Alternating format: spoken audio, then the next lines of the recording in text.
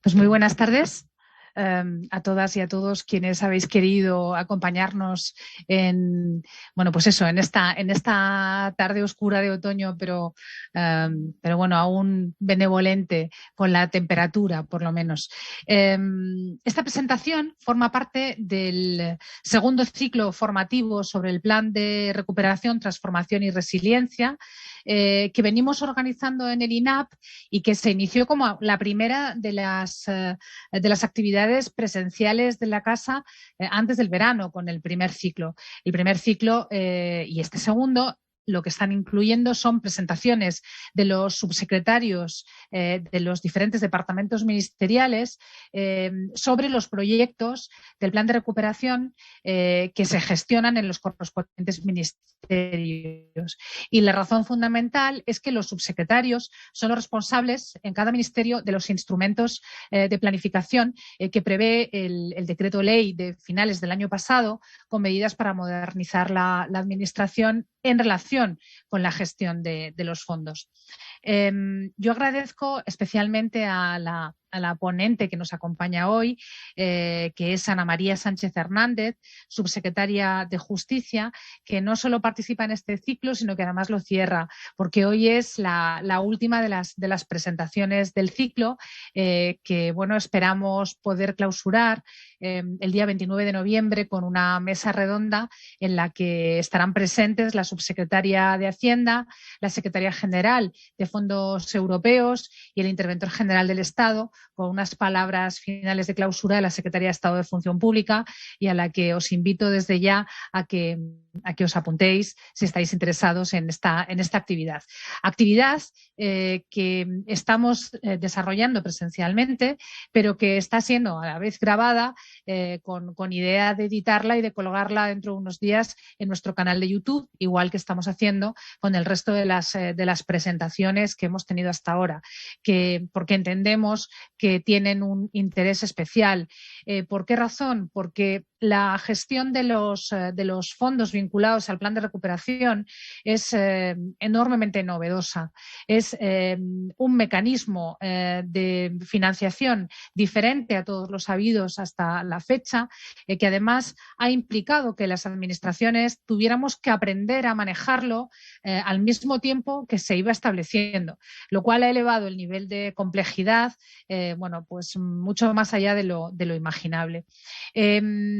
De hecho, aún en este momento actual, y estamos a finales del primer año de ejecución del plan, todavía hay muchísimas dudas por resolver. Y si tenéis la curiosidad de escuchar alguna de las intervenciones anteriores, esas dudas se pondrán sobre la mesa. Bien, es verdad que a medida que va pasando el tiempo, afortunadamente, a medida que gestionamos, las vamos resolviendo. Pero es cierto que como mecanismo de gestión, y hay muchas personas que nos escuchan hoy, forman parte de todavía procesos selectivos, forman parte de alguno de los cursos selectivos de futuros funcionarios de Grupo A1 de la Administración. Entiendo que el hacer la reflexión junto a los subsecretarios de qué está suponiendo esta gestión compleja, tanto desde la perspectiva del impacto que está teniendo en organizaciones que ya están bastante estresadas en lo que se refiere a sus recursos humanos, después de unos cuantos años de ofertas de empleo reducidas como consecuencia de los años profundos de la crisis, y que a pesar de las ofertas más extensas de los últimos años y del momento actual, ofertas de empleo público, quiero decir, es difícil poder llegar digamos, a cubrir todas las vacantes que la propia dinámica demográfica de la realidad de la administración pública viene generando por la edad media que tenemos en este momento en la administración. Pues como decía, esta gestión viene a sumarse al impacto bueno, pues que sobre la gestión ordinaria está teniendo este hecho demográfico de las administraciones públicas, sumado además a que la propia organización ministerial se ha complejizado, aunque solo sea porque se ha incrementado sensiblemente el número de departamentos ministeriales. Bueno, no voy a seguir haciendo esta introducción. Quiero presentar a la subsecretaria de Justicia con mi agradecimiento profundo por haber querido acompañarnos y clausurar este ciclo de intervenciones. Ana María Sánchez Hernández es licenciada en Derecho por la Universidad Autónoma de Madrid y pertenece desde el año 2000 al Cuerpo Superior de Administradores Civiles del Estado y cuenta con una extensa experiencia docente precisamente en el selectivo de administradores civiles del Estado. Además, a lo largo de su carrera ha ejercido numerosos puestos y cargos, ha sido asesora al secretario de Estado de Justicia, subdirectora general de Cooperación Autonómica en el Ministerio de Política Territorial y Función Pública.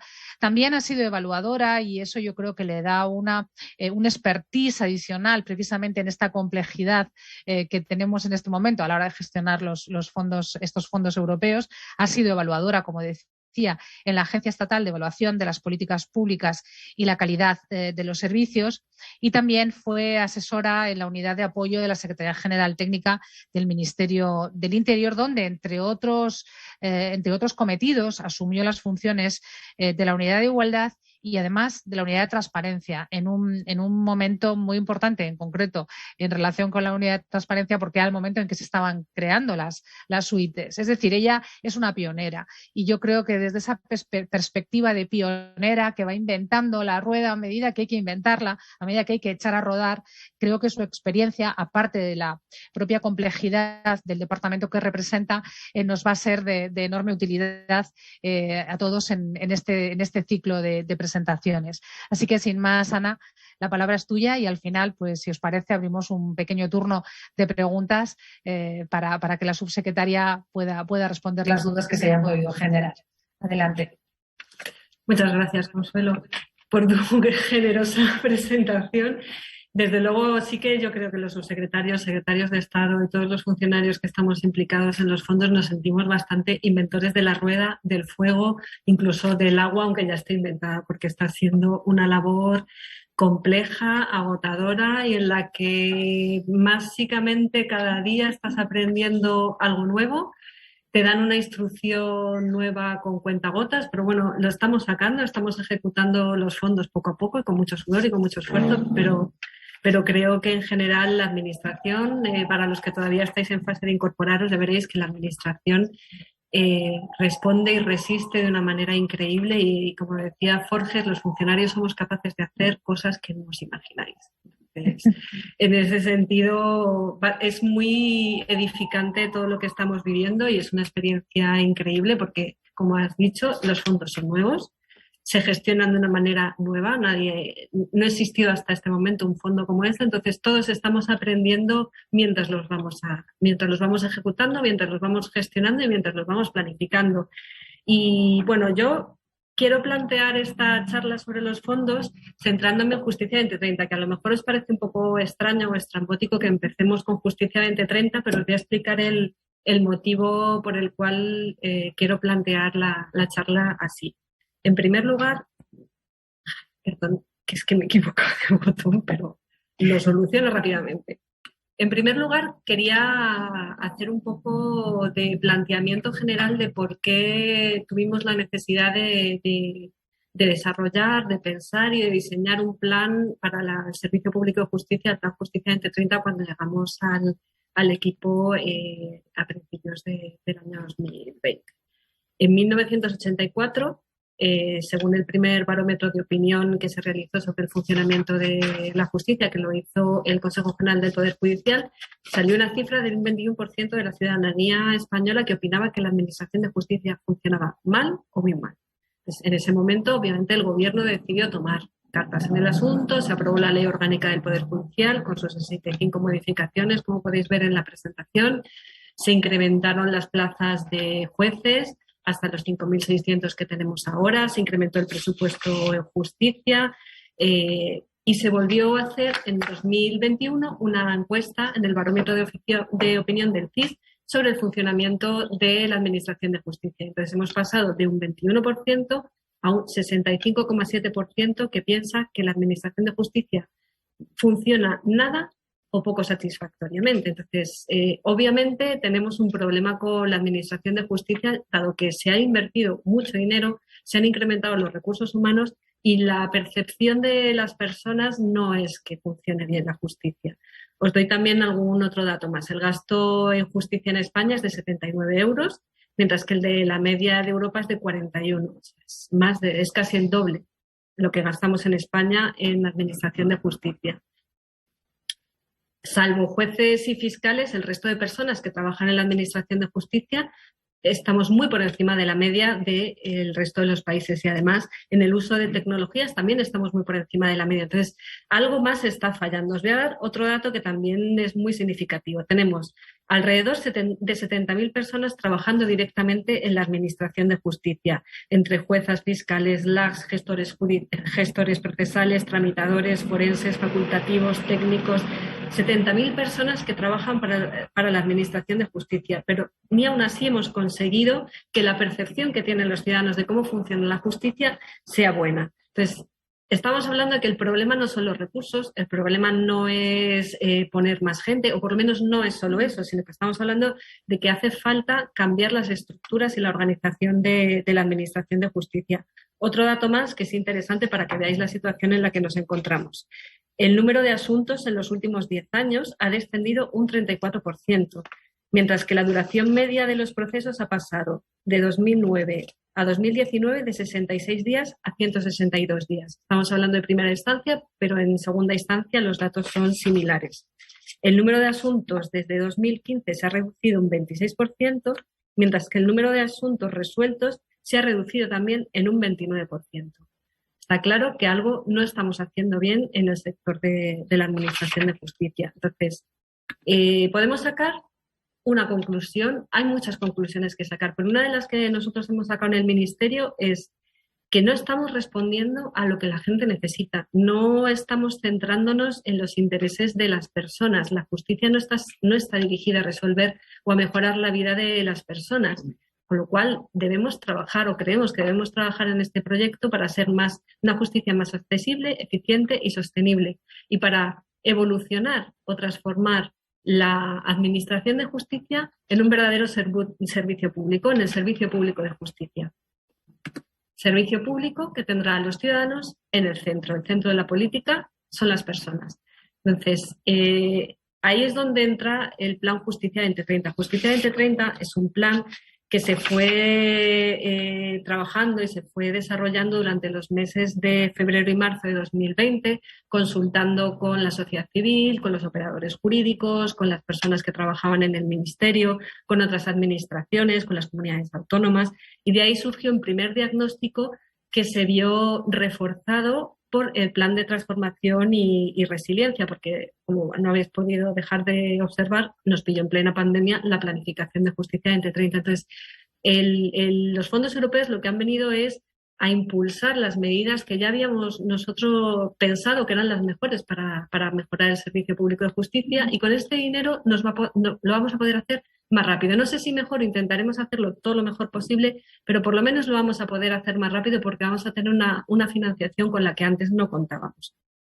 Y por eso el plan de recuperación, transformación y resiliencia para el servicio público de justicia es el Plan Justicia 2030.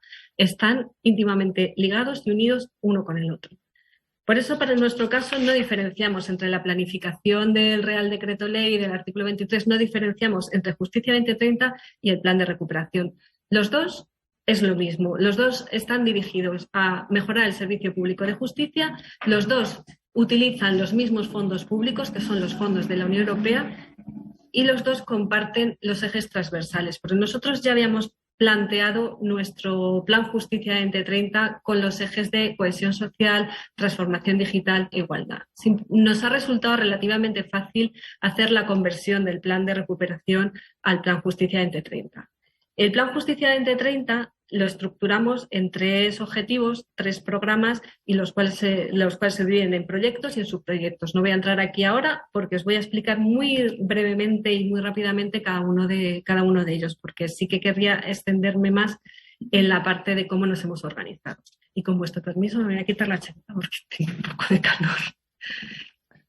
Siempre la interrupción está un poco así, pero es que estoy teniendo calor. Bien, el primero de los objetivos es el que se refiere al acceso a los derechos y las libertades. A ver, ¿qué pretendemos con este objetivo? Lo que pretendemos es hacer efectiva la tutela judicial que se reconoce en la Constitución a todos los ciudadanos. Es decir, que las personas puedan acceder al servicio público de justicia a través de procedimientos que sean sencillos, que sean claros, que sean comprensibles y que sean accesibles. Queremos que todos los grupos sociales, que todos los territorios tengan el mismo acceso en condiciones de igualdad a la Administración de Justicia. Y para ello estructuramos este objetivo en 3 programas. El primero, que es el propio programa de accesibilidad de la justicia. En este programa pretendemos crear las condiciones para que la ciudadanía pueda acceder a la justicia y que ninguna persona quede excluida. Como veis en la diapositiva tenemos varios proyectos y subproyectos que se refieren al acceso universal, al lenguaje accesible o a la educación legal básica. Estamos hablando de reforzar el sistema de asistencia jurídica gratuita para que las condiciones económicas de las personas no sean un impedimento para poder acceder a la justicia. Estamos hablando de sacar adelante la ley de derecho de defensa, que en estos momentos está a puntito de cerrarse el texto por parte de una comisión que se creó al efecto para producir el texto y en breve lo mandaremos a primera vuelta de Consejo de Ministros. El proyecto de claridad del lenguaje jurídico. El lenguaje jurídico, vosotros probablemente lo notaréis menos porque me imagino que muchos seréis juristas, pero para las personas normales que acceden a un juzgado les suele resultar un lenguaje árido, hostil, en el que realmente muchas veces no sabes lo que te están diciendo, no entiendes si te van a llevar detenido o si solo tienes que testificar en un juicio. Es algo habitual, incluso para la gente que estamos más habituados a trabajar con el lenguaje jurídico, hay veces que nos resulta complejo entender lo que hay detrás de una comunicación, una notificación e incluso de una sentencia. Entonces, parte de la accesibilidad a la justicia consiste en comprender lo que la justicia te tiene que decir.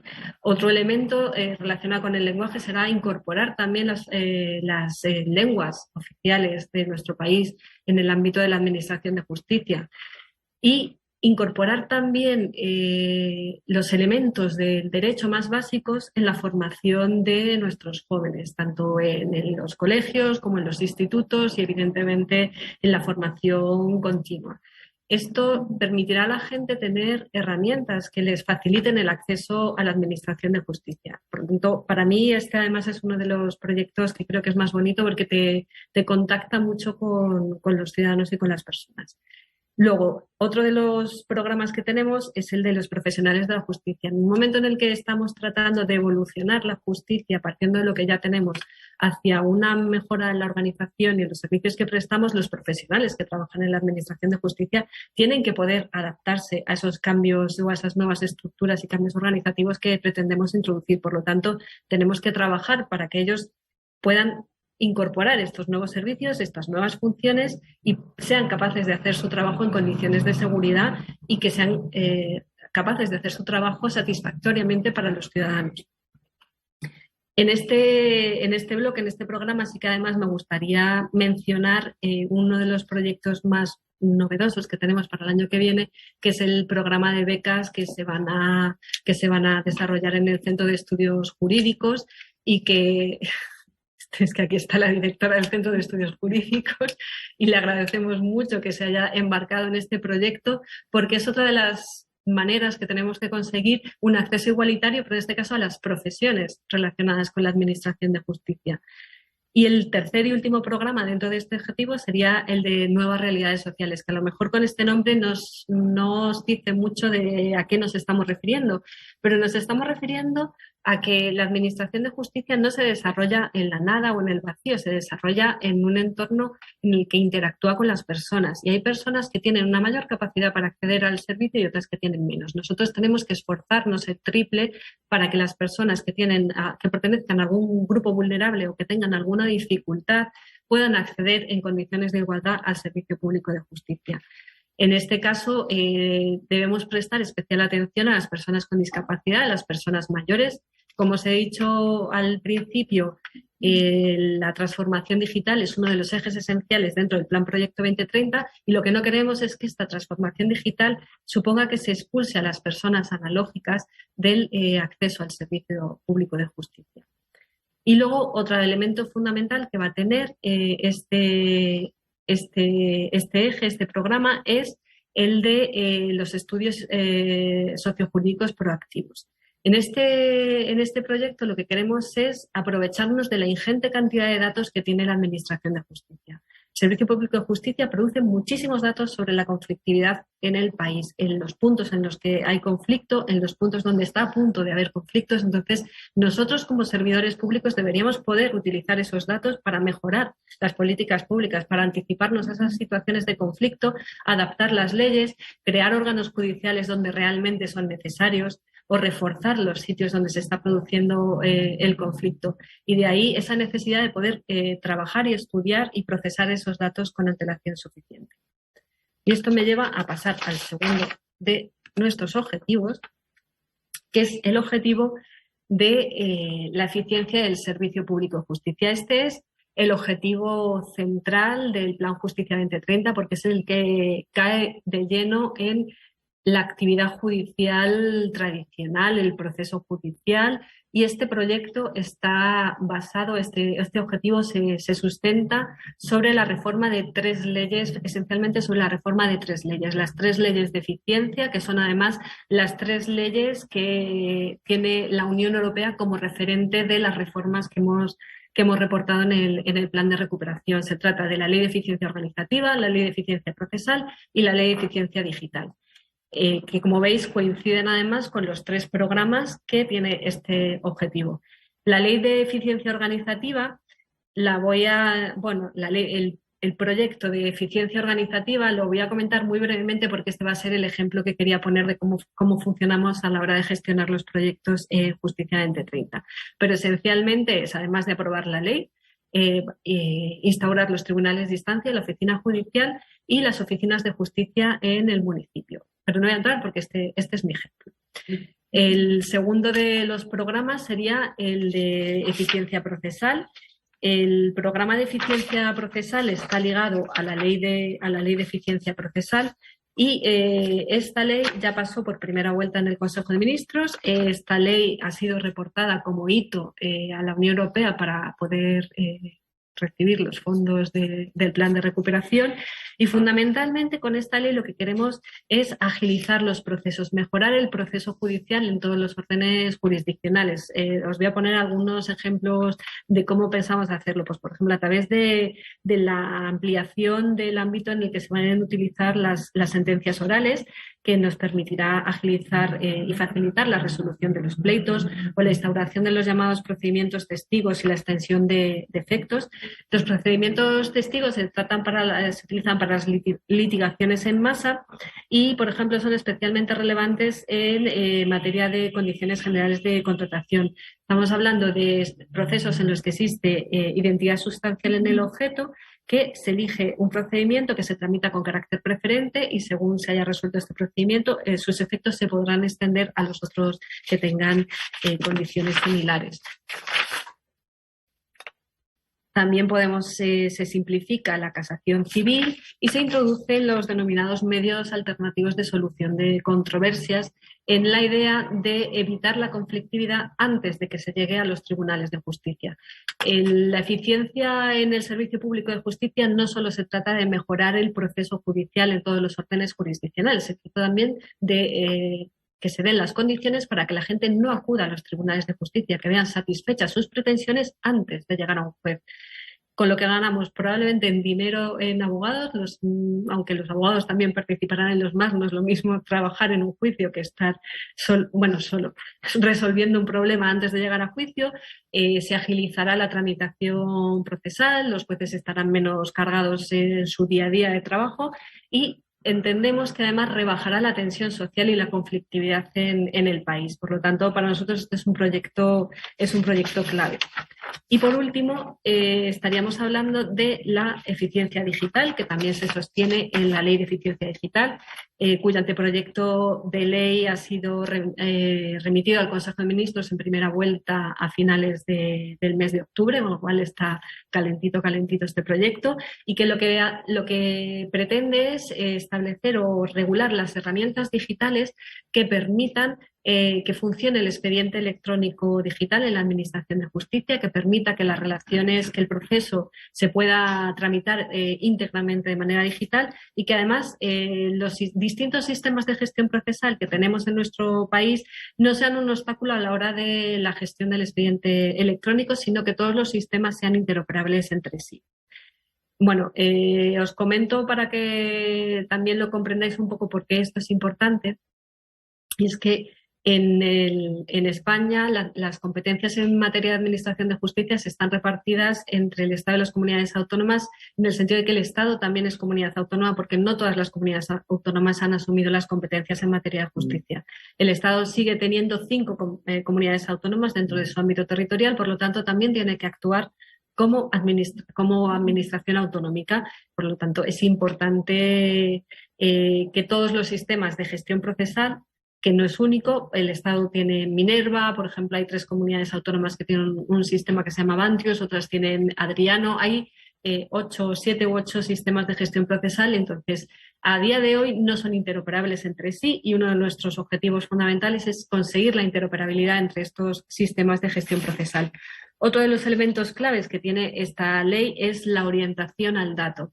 A día de hoy, cuando hablamos de digitalización, prácticamente lo que hacemos es trasladar el folio a un elemento en papel, pero esto es simplemente cambiar el formato. Nosotros no queremos solo cambiar el formato, sino que lo importante que tiene este papel no es el papel que sea un PDF en lugar de un folio, sino los datos que contiene este papel. Por lo tanto, todo lo que estamos desarrollando en el ámbito de la Administración de Justicia es para poder utilizar y reutilizar y aprovechar esos datos, tanto en el proceso judicial como en la elaboración de políticas públicas. Y por último, el tercero de nuestros objetivos, que es el de la contribución a la sostenibilidad y la cohesión. Con este objetivo lo que se pretende es potenciar los servicios a la ciudadanía, se pretende profundizar en el Estado de Derecho, en el acercamiento del servicio público de justicia al ciudadano y en la contribución a la cohesión social y territorial. Es decir, queremos conectar el servicio público de justicia con otras administraciones, queremos asegurar la calidad del servicio que prestamos en nuestros juzgados, queremos reducir el consumo de papel, queremos reducir la movilidad, queremos aumentar la satisfacción de los usuarios y la accesibilidad de los ciudadanos. Y queremos también incorporar criterios de derechos humanos y de transición ecológica en el servicio público de justicia. Y todo esto con el carácter de servicio cogobernado. Quiere decir, la Administración de Justicia se desarrolla o se hace. El servicio público de justicia lo hacemos entre muchos intervinientes. Está el Ministerio, están las comunidades autónomas, pero también tenemos que contar con la Fiscalía General del Estado, con el Consejo General del Poder Judicial, con los abogados, con los procuradores, con los graduados sociales, con los médicos forenses, con otras administraciones como la Agencia Tributaria, la Tesorería General de la Seguridad Social. Hay muchísimos intervinientes en el servicio público de justicia y todos tienen que poder contribuir a mejorar este servicio público. Y por eso para nosotros es fundamental que los proyectos se desarrollen en cogobernanza, como veremos más adelante. Y ahora, como os decía antes, quería poneros un ejemplo de cómo estamos desarrollando uno de nuestros proyectos clave, que es el de las oficinas de justicia en el municipio. Las oficinas de justicia en el municipio se enmarcan dentro del proyecto de ley de eficiencia organizativa. Dentro de esta ley tenemos 3 elementos claves, que son los tribunales de instancia, la oficina digital judicial y la oficina de justicia en el municipio. Los tribunales de instancia van a permitir la especialización y la asignación dinámica de cargas, y en estos tribunales, los tribunales de instancia lo que suponen sobre todo es alterar el sistema. El sistema a día de hoy está pensado para un órgano unipersonal en el que hay un juez con un letrado de Administración de Justicia y los funcionarios al servicio de Administración de Justicia que precise ese juez. Está pensado para una España rural, una España que no está conectada, que hay una movilidad muy baja y en la que hay una gran dispersión y es fundamentalmente agrícola. Pero esa España ya no existe, ahora estamos hiperconectados, la movilidad no supone un problema para nosotros. y en realidad España ha dejado de ser agrícola para ser prestadora de servicios, pero cada vez vive menos gente en los territorios agrícolas. Por lo tanto, las necesidades de los órganos judiciales han cambiado y hay que adaptarlas a la nueva realidad.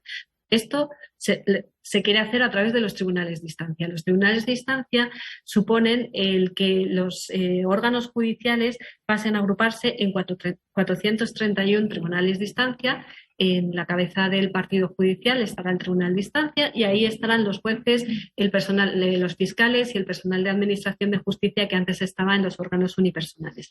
¿Esto qué va a permitirnos o qué nos va a suponer? Pues podrá suponer que existan criterios comunes a la hora de resolver los casos, podrá suponer que la respuesta sea más especializada, que se establezcan más fácilmente normas de reparto, podrá también evitar las diferencias de que si he caído en el juzgado 15 en lugar de en el juzgado 25 me tarda 1 año o 2 años, pues eso se homogeneizará y tardarán todos más o menos lo mismo en resolver. Los tribunales de instancia se complementan con las oficinas digitales judiciales, que son los órganos administrativos que van a dar soporte a estos tribunales de instancia y que van a estar utilizando intensivamente las nuevas tecnologías para poder prestar un servicio de calidad. Y en el caso de la España rural se complementa o de las zonas en donde no hay un tribunal de instancia se complementan con las oficinas de justicia en el municipio.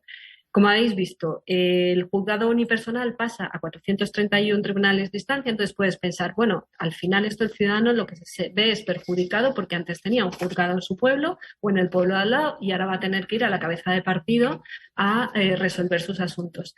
Para esto se crean las oficinas de justicia en los municipios. Las oficinas de justicia en los municipios va a suponer que, salvo en los municipios en los que sean cabeza de partido, en los que hay un tribunal de instancia, en los otros 7.700 municipios que no cuenten con un juzgado, va a haber una oficina de justicia municipal. Estará esta oficina municipal servida por un funcionario de la Administración de Justicia, por lo tanto, estará asistida por un profesional. Hasta ahora están asistidas por los jueces de paz, que en la mayoría de los casos no son profesionales, sino que se ha elegido, se sortea en el pueblo y te ha tocado ser el juez de paz. Y ahora se va a profesionalizar esta función. Por lo tanto, lo que vamos a hacer es vertebrar la Administración de Justicia, el servicio público en todos los municipios del territorio español. Vamos a poner un edificio, una sede, una habitación, lo que cada municipio decida, en la cual el ciudadano puede acceder a los servicios de la Administración de Justicia, podrá prestar declaración, podrá presentarme documentos, recibir notificaciones, pero además no solo la idea es que se refiera a todos los servicios que están relacionados con la Administración de Justicia, sino que nuestra idea es ir más allá, que esto sirva para realmente vertebrar el territorio y que la gente tenga un aliciente para quedarse en sus pueblos y no tener que mudarse, de tal manera que también puedan hacer gestiones de otras administraciones públicas, gestiones con la Administración General del Estado, con las comunidades autónomas, con entidades locales, o incluso que puedan ser un lugar de coworking, dependiendo de las capacidades que tenga cada municipio, en la que tú puedas acudir allí a trabajar sin necesidad de tener que desplazarte a una capital o a un pueblo más grande. Veamos un ejemplo de cómo puede funcionar la oficina municipal.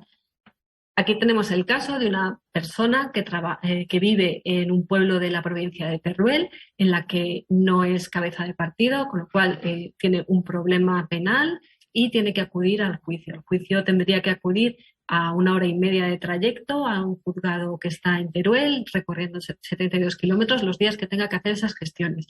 Si cuando implantemos la oficina de justicia en el municipio, esta persona podrá acceder a la sede en su propio pueblo de la oficina de justicia en el municipio y con seguridad jurídica y atendida por un funcionario podrá prestar declaración o presentar la documentación que le exija el proceso judicial correspondiente.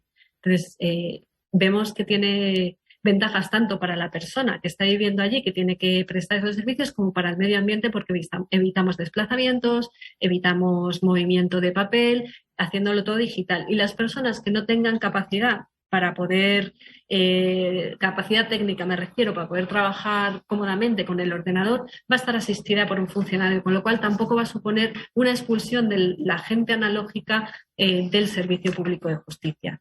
Otro ejemplo que ya no se refiere a una España despoblada haciendo gestiones, sino, por ejemplo, a alguien que viva en la periferia de Madrid.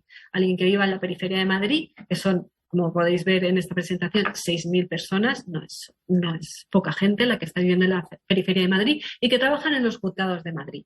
Estas personas, con este sistema, podrán, al menos en parte, trabajar desde sus propios pueblos con el sistema de trabajo deslocalizado o con los coworkings que se establezcan, porque esto podrá servir tanto para las personas que trabajan en la Administración de Justicia como para las que trabajen en otras administraciones públicas.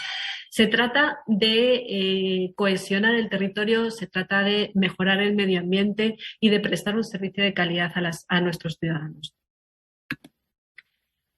Y esto, como os había comentado antes, lo tenemos que hacer en cogobernanza, porque como habéis visto, hay muchas personas y muchos actores implicados en cómo debe evolucionar el servicio público de justicia. Y por eso es fundamental que todos estos proyectos los hagamos teniendo en cuenta y contando con el resto de intervinientes. Por eso, durante la pandemia y durante este tiempo que llevamos de legislatura, para nosotros ha sido una prioridad trabajar conjuntamente con el Consejo General del Poder Judicial, con la Fiscalía, con las comunidades autónomas, y hemos reforzado los órganos de cooperación que teníamos, con los que ya contábamos en el sector justicia. Por ejemplo, la conferencia sectorial ha pasado de reunirse una vez al año a reunirse cada 3 meses.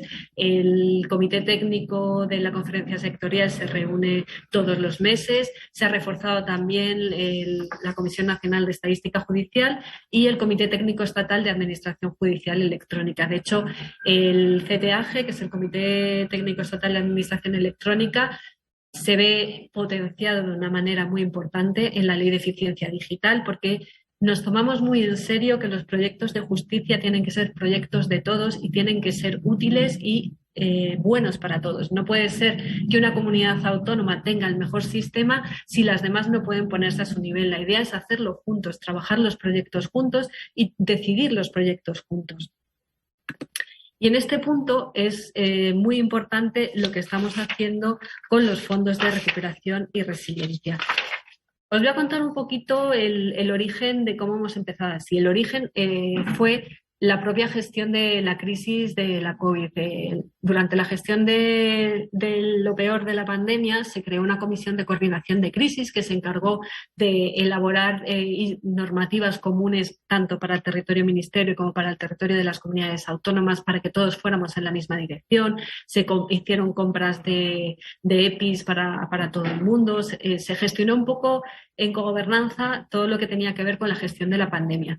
Esa buena experiencia, ese buen funcionamiento que tuvo la relación entre comunidades autónomas, Estado, Fiscalía, Consejo General del Poder Judicial y puntualmente también se incorporaban a estas reuniones el Consejo General de la Abogacía Española y el Consejo de los Procuradores, nos dio la clave para seguir profundizando en esa manera de trabajar los temas, de tal manera que se reforzó la propia conferencia sectorial y se decidió que trabajaríamos a trimestre. Por lo tanto, todos los trimestres le damos, por así decirlo, una vuelta a todo nuestro sector. Nos reunimos, conferencia sectorial, con el Consejo General del Poder Judicial, la Fiscalía, en la Comisión Mixta, en la Trista, nos reunimos el CTAG, la Comisión Nacional de Estadística Judicial, con los colegios profesionales, las asociaciones de jueces fiscales y letrados de Administración de Justicia y con el resto de colegios profesionales. Cada 3 meses hacemos una revisión de cómo van los proyectos, de dónde están los problemas, qué tenemos que reforzar, qué cosas nuevas hay que introducir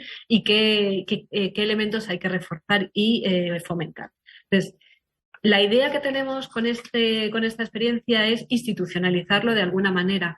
Empezaremos probablemente, estamos tratando ya de hacer un protocolo con algunos elementos, como podéis ver aquí, de teletrabajo, para la implantación de la Ley de Eficiencia Organizativa o para el Plan de Igualdad, que evolucionen a un convenio marco que firmemos entre todos los intervinientes en el sector justicia y que puedan acabar derivando en un consorcio o en una agencia Eso todavía estamos en fase de estudio para ver cuál es la mejor manera de que esta forma de trabajar conjuntamente sea la que permanezca en el tiempo y que ya se hagan así las cosas siempre en el sector justicia, en el servicio público de justicia, porque cada uno por nuestro lado no va a conseguir la calidad del servicio público que los ciudadanos nos están demandando. Y hemos comprobado durante todo este año que juntos somos más potentes, que juntos podemos hacer mejor las cosas. Y los fondos de la Unión Europea nos van a ayudar a conseguir este objetivo. Como os he dicho antes, los fondos están organizados en torno a las 3 leyes de eficiencia. Como podéis ver aquí, el gasto que tenemos asignado para el Servicio Público de Justicia en los fondos es de 410 millones en el componente 11 inversión 2, que es el relativo a la digitalización de las administraciones públicas, y 60 millones en el componente 11 inversión 4, que se refiere a la transición ecológica, de las sedes. Entonces, veis que aquí se ha presupuestado todo lo que queremos gastarnos en el año 2021, 22 y 23. Y esto nos llevó en su momento, a la hora de que se elaboraran los presupuestos generales del Estado de 2021, a una asignación bastante limitada de fondos para los proyectos de Justicia 2030 y para los proyectos con las comunidades autónomas. ¿Por qué lo hicimos así? En un principio habíamos asignado solo 27 millones. ¿Por qué lo hicimos así? Lo hicimos así porque todavía no habíamos definido ni pactado con las comunidades autónomas cuáles eran los proyectos que queríamos desarrollar en cogobernanza para financiarse con los fondos europeos. Por lo tanto, a lo largo de este año hemos ido pactando y definiendo los proyectos con las comunidades autónomas y hemos ido aumentando la cantidad de dinero que hemos destinado en el 2021 para los proyectos que hemos llamado prioritarios o proyectos fondos Next Generation. Ahí el nombre es lo de menos.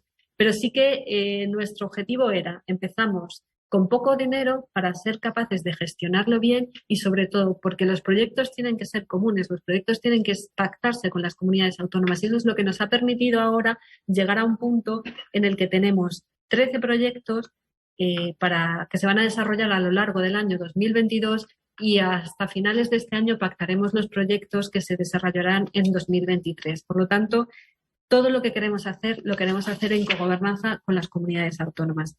¿Y cómo queremos hacerlo desde la parte del Ministerio? Para poder desarrollar estos proyectos y de acuerdo con lo que se nos pedía en el Real Decreto 36/22, hemos constituido una oficina de gestión de proyectos. Parte de la oficina de gestión de proyectos me acompaña aquí en la sesión de hoy. Y para nosotros era fundamental que en esa oficina estuvieran representadas todas las personas clave a la hora de gestionar proyectos que hay en el Ministerio. Por lo tanto, tenemos 2 directores de la oficina de proyectos, un director que es el director de planificación y un director que es el director de implantación. Tenemos un director, lo que nosotros llamamos de negocio, o sea, del sector de la Administración de Justicia, y un director de planificación. Entre ambos hacen la combinación perfecta para que no la Administración de Justicia, las necesidades de la Administración de Justicia no sean las que tiren de las necesidades de los proyectos, ni las necesidades de planificación o gestión de proyectos sean las que tiren para la hora de gestionar los proyectos. Por lo tanto, creemos que hemos encontrado un equilibrio bastante interesante. En la oficina de gestión de proyectos también participan los responsables de gestión económica del Ministerio y hay un gerente de la oficina de gestión de proyectos que es un asesor del secretario de Estado, que también está aquí con nosotros hoy, por si alguien luego os diré quién es, por si le queréis hacer alguna pregunta. Y en la oficina participa la oficina presupuestaria, participan asesores de la subsecretaría, participa también el subdirector de gestión económica de la Secretaría de Estado y la persona que se encarga de la contratación en la Dirección de Transformación Digital. Tanto los principales responsables tanto de la contratación como de la gestión económica del Ministerio participan en esta oficina de gestión de proyectos, porque es fundamental que estas personas que van a ser las que gestionen los instrumentos prácticos con los que vamos a desarrollar los proyectos estén en el corazón de Justicia 2030 y en el corazón de los proyectos, para que conozcan el mapa completo y puedan calibrar bien cuando un proyecto que se presenta a la Oficina de Gestión de Proyectos es un proyecto que encaja con los que hemos definido con las comunidades autónomas y, por tanto, es financiable con los fondos europeos. Cualquier proyecto que se quiera lanzar dentro del Ministerio, que exija, por ejemplo, un contrato que se quiera lanzar en el Ministerio y que se diga que va financiado con fondos de la Unión Europea, tiene que pasar primero por la PMO. La PMO es la que realmente comprueba si estos proyectos encajan con la planificación que nos hemos hecho y que está presupuestada y que se ha reportado tanto a la Secretaría General de Fondos como a la Unión Europea. Es la PMO la que ve si ese proyecto encaja y si encaja podrá pasar al siguiente trámite, podrá ir a la oficina, a la Junta de Contratación y hacerse realidad ese contrato. En el caso de que no encaje, de que sea simplemente un proyecto, imaginaos, algo que es fácil de entender, un proyecto tecnológico, pero que no encaja dentro de los proyectos que hemos pactado en cogobernanza con las comunidades autónomas. Aunque sea de tecnología, dado que no está dentro de esos proyectos pactados, no tendría el visto bueno de la oficina de proyecto y, por lo tanto, no se aprobaría para ser financiado con los fondos de la Unión Europea. Se financiará con los fondos del presupuesto ordinario, pero no con los fondos de la Unión Europea. Porque, como ha dicho antes Consuelo, estos fondos son diferentes. Son fondos que lo que nos exige es trabajar a proyecto. No es un fondo que te dan y tú te gastas y luego justificas. No. Tiene que estar asociado a proyectos, asociados a las reformas que hemos reportado a la Unión Europea, y por eso es importante establecer estos controles. Dentro de la gestión de la oficina, hemos considerado que, dado el elevado volumen de proyectos y subproyectos que tenemos, es necesario establecer personas intermedias que se encarguen de coordinar el buen funcionamiento de estos proyectos. Son los que llamamos los coordinadores, y aquí podéis ver en la presentación que ponemos 5, porque el de implantación, que es un megaproyecto en sí mismo, que es la implantación de la Ley de Eficiencia Organizativa, que, como habéis podido intuir antes cuando hemos hablado de ella, va a suponer una evolución muy importante dentro de la manera de organizarse del sector del Servicio Público de Justicia, y allí vamos a tener una oficina de implantación que se trabajará tanto en el territorio del Ministerio de Justicia como en las comunidades autónomas, y todo se está trabajando conjuntamente con las comunidades autónomas. De hecho, mañana se va a constituir el grupo de trabajo en Murcia, en el que se va a empezar a diseñar cómo va a ser esta implantación de la Ley de Eficiencia Organizativa. Luego tenemos también un coordinador que se va a encargar de los proyectos de carácter legislativo. Son todas las reformas que están incluidas en el componente 11 y en el componente 13, que es donde participa el Ministerio de Justicia. Un coordinador que se va a encargar de los proyectos de carácter digital. Otro coordinador que se encargará de justicia basada en datos, un coordinador que se encarga de los proyectos para la recuperación económica del componente 13, y finalmente un coordinador que se encarga del resto de proyectos, sedes sostenibles, del proyecto del CEJ, asistencia jurídica gratuita. Estos coordinadores trabajarán con los jefes de proyecto, y los jefes de proyecto constituirán grupos, equipos de proyecto en el que habrá un alto cargo involucrado, que será el que dará las directrices de por dónde quieren que vaya el proyecto, y las personas que necesiten para trabajar en ese proyecto. Entonces, los jefes de proyecto trabajarán con los coordinadores, y los coordinadores se relacionan con varios jefes de proyecto. Por lo tanto, hemos establecido una oficina de proyecto de carácter piramidal en la que pretendemos que la mayor parte posible del personal del Ministerio esté implicado en la gestión de estos proyectos, porque lo que sí que consideramos esencial es la participación de los subdirectores, de los jefes de área, de todo el personal del Ministerio, porque si el personal del Ministerio no se involucra en estos proyectos, difícilmente van a continuar una vez que acabe el plan de los fondos de la Unión Europea. Y lo que queremos es que sean reformas estructurales y que se queden para evolucionar el servicio público de justicia. Y ya con esto termino, y muchísimas gracias por haberme escuchado.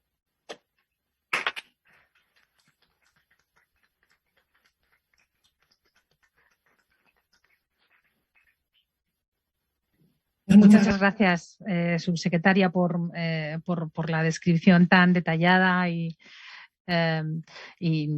tan precisa, ¿no?, que has hecho de la actividad del Ministerio en estos momentos en relación con la gestión de los fondos del Plan de Recuperación. Como decíamos al principio, vamos a dar unos minutos por si alguno de los presentes quiere formular alguna pregunta en concreto a la subsecretaria. Y mientras vais escribiendo, hay una pregunta que yo suelo formular a todos los subsecretarios que han pasado por aquí en estos ciclos de presentación del plan, que es, y enlazando con lo que decíamos al principio, que es si teniendo en cuenta en una organización, insisto, ya estresada de origen, si eso ha conducido a algún tipo de reflexión en el Ministerio sobre lo que hay que dejar de hacer. Porque, claro, al final los equipos son prácticamente los mismos.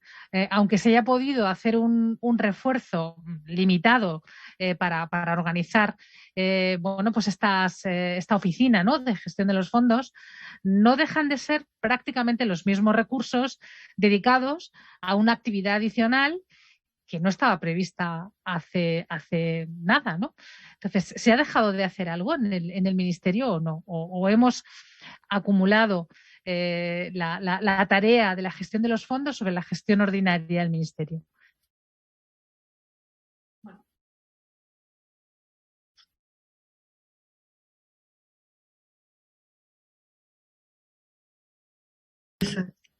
Ya. Sí, pues, en general, como a la mayoría de los ministerios, esto nos ha supuesto un añadido. No, ya me he activado. Está bien, sí, perdón. Nos ha supuesto un añadido porque las RPTs temporales que se nos han autorizado, pues en nuestro caso creo que han sido pues unos 6-7 efectivos más que nos han autorizado. Me imagino que como el resto de los ministerios estarán teniendo unas dificultades terribles para cubrir las plazas porque los funcionarios que hay son los que son y están repartidos en todos los ministerios. Entonces es complicado captar recursos. Pues como todos intentaremos funcionar también con encomiendas a medios propios porque es la vía más cómoda que tenemos para poder intentar reforzar la escasez de personal que tenemos y sobre todo lo que estamos haciendo es priorizar. Porque, como os dije al principio, esto nos ha caído con el Plan Justicia 2030 en marcha. Entonces, el Plan Justicia 2030 tenía un montón de proyectos. Ahora con los fondos, algunos de estos proyectos sí que se financian de esta manera y hemos tenido que hacer una lista y decir, a ver, ¿cuáles son los imprescindibles, los que necesariamente tenemos que sacar para conseguir evolucionar el servicio público de justicia? Entonces, hemos priorizado y son estos 13 proyectos que hemos pactado con las comunidades autónomas donde vamos a poner el mayor esfuerzo a la gente que está en fondos. Luego está el día a día del Ministerio, que obviamente no puede pararse, pero dentro de los proyectos más innovadores pues nos vamos a centrar en estos que hemos pactado con las comunidades autónomas, dada la escasez de medios que tenemos todos.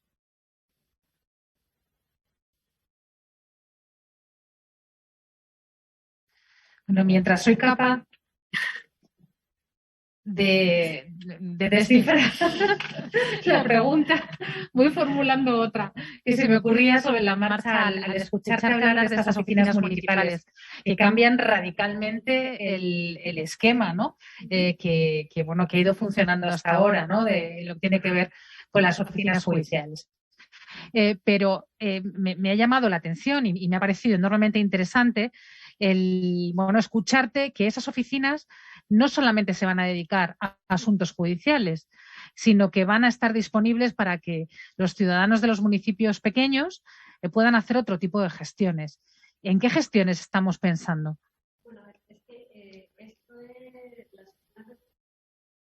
es Ya. Vale. Es que el proyecto de oficina de justicia en el municipio forma parte de un proyecto más amplio que está liderando el Ministerio de Transición Ecológica y Reto Demográfico.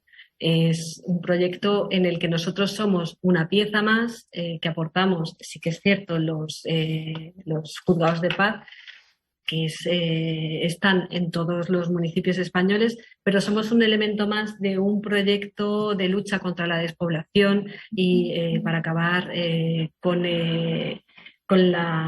con la situación tan dramática que tienen en muchos municipios españoles y poder conseguir que se cohesione territorialmente el país y la vertebración del territorio. Entonces, esa parte aún tenemos que trabajarla con los ministerios implicados, pero sí que la idea sería hacer convenios con comunidades autónomas o con otras entidades locales y trabajar con Reto o con otros ministerios para ver qué más potencialidad se le puede dar, porque ya que tenemos la tecnología que se va a poner en los juzgados de paz, ya que va a haber un funcionario de administración de justicia trabajando allí, pues debemos explotar todas las posibilidades que podamos dentro de esta infraestructura.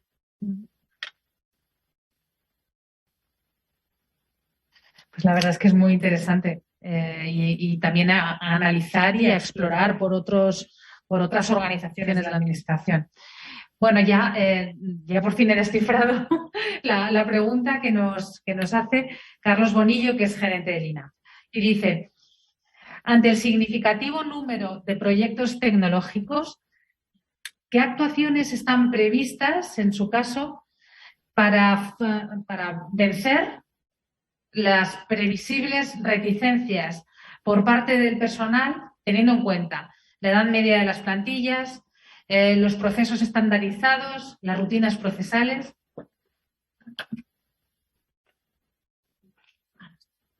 Bueno, ese es uno de los retos que tenemos por delante, es una de las cuestiones que están previstas en la parte de, que os diga el nombre exactamente, todo lo de que es la carrera profesional y el proyecto de adaptación de las nuevas profesiones a la nueva realidad que vamos a tener, tanto por la tecnología como por el cambio organizativo que vamos a desarrollar. Está dentro del objetivo 1, el programa relativo a los profesionales de la justicia, y contemplamos un programa de gestión del cambio, un programa de gestión cultural, de formación para el personal de administración de justicia y evitar el rechazo. Vamos a poner de nuestra parte todo lo que podamos, pero cuando tú lo que tienes es un expediente judicial electrónico, que es el único que tienes y que es con el que tienes que trabajar, creo que a lo mejor puede que a alguien a regañadientes, pero cuando tú tienes que trabajar exclusivamente con eso, no te va a quedar más remedio que adaptarte. Entonces, nosotros lo que vamos a intentar es dar todas las facilidades posibles, toda la formación del mundo para que eso sea fácil para los usuarios del expediente judicial electrónico. Pero realmente estamos en un proceso que es imparable. Lo mismo que a nosotros como Administración General del Estado también antes o después nos va a tocar hacerlo todo electrónicamente, pues en la Administración de Justicia hay que hacer lo mismo. Muchas gracias, subsecretaria. ¿Hay alguna pregunta más? Bueno, pues hasta aquí entonces la presentación de la subsecretaria de Justicia. Con mi agradecimiento y el agradecimiento del INAP por tu presencia aquí. Recordar a todo el mundo que esta casa del INAP es la casa de todos los empleados públicos, que siempre está abierta, y recordar también que esta intervención se editará y se colgará en nuestro canal de YouTube. Está disponible en unos cuantos días, y también que cerraremos definitivamente este segundo ciclo sobre el plan de recuperación, transformación y resiliencia con una mesa redonda protagonizada por los principales responsables en el Ministerio de Hacienda y Función Pública de la gestión de los proyectos del plan, que creemos que puede ser muy interesante para todos, e insisto, a la que estáis invitadas e invitados. Muchas gracias de nuevo, gracias a todos los presentes y hasta siempre.